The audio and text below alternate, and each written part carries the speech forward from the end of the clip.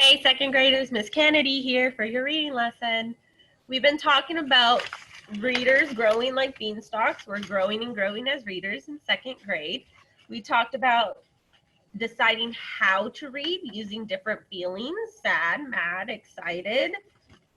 We also talked about giving the book a sneak peek to see how the author wants us to read, right? Because the author writes the book a specific way, and he or she may want us to read it in a happy voice, in a sad voice.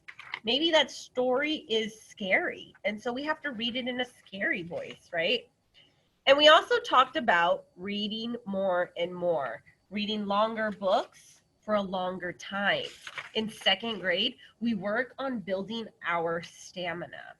So our stamina, and when you come back to class, each classroom will have a stamina chart. It may look like this, it may look different, but we practice reading for longer periods of time.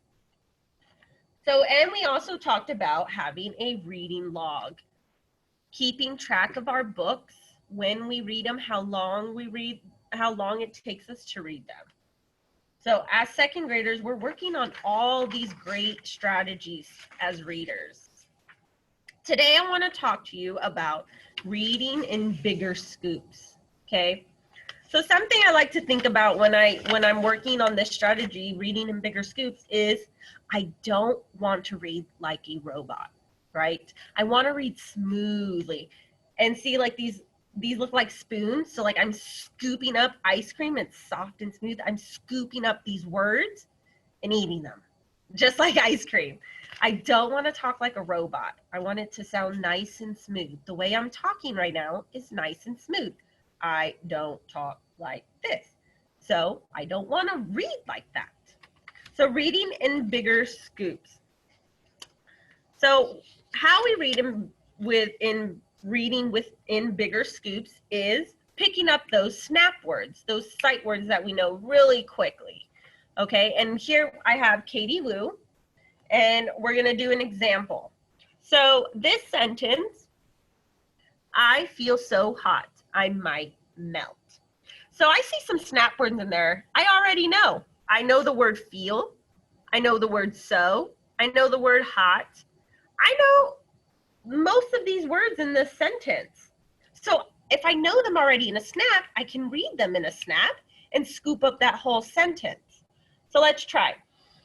I feel so hot, I might melt. Now I don't want to read like this and sound like a robot. I feel so hot, I might melt. We don't want to read like that. We don't want to read like a robot. We want to scoop those words out nice and smoothly.